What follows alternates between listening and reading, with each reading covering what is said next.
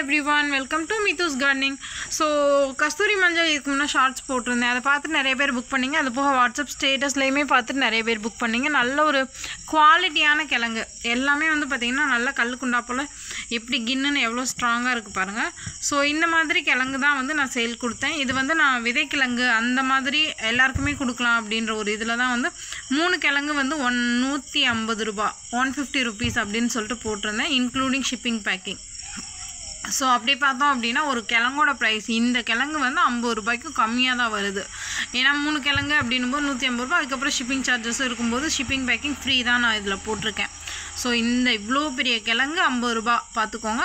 So இதிலேருந்து நமக்கு எவ்வளோ கிழங்கு கிடைக்கும் தெரியுமா? ஒரு 6 months நம்ம வளர்த்துட்டோம் அப்படின்னா நம்ம வீட்டுக்கு தேவையான மஞ்சளை நம்மளே ஹார்வெஸ்ட் பண்ணிக்கலாம். இந்த ஒரு டைம் மட்டும் நம்ம வாங்கி நம்ம பிளான்டிங் பண்ணிட்டோம் அப்படின்னாலே போதும்.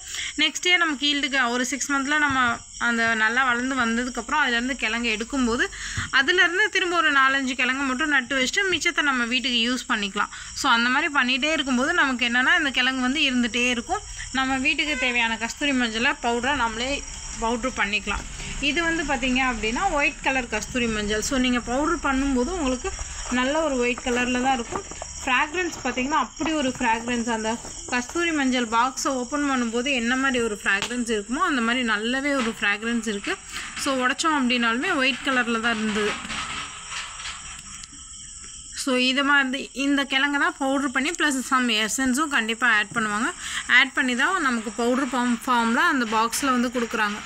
அந்த மாதிரி இல்லாமல் நம்ம இந்த மாதிரி நார்மலாகவே நம்மளே வந்து கிழங்கு விளைய வச்சு அதை நம்ம ஃபேஸ் பேக்காவோ யூஸ் பண்ணும்போது நமக்கு ஸ்கின் அலர்ஜிஸ் மற்ற மாதிரி சைட் எஃபெக்ட்ஸ் எதுவுமே இல்லாமல் நல்லாயிருக்கும்.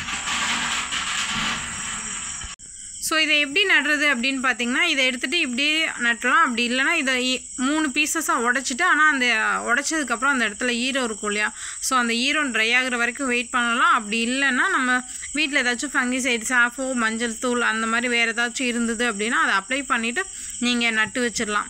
பாட்டிங் மிக்ஸில் கண்டிப்பாக மணல் ஆட் பண்ணிக்கோங்க.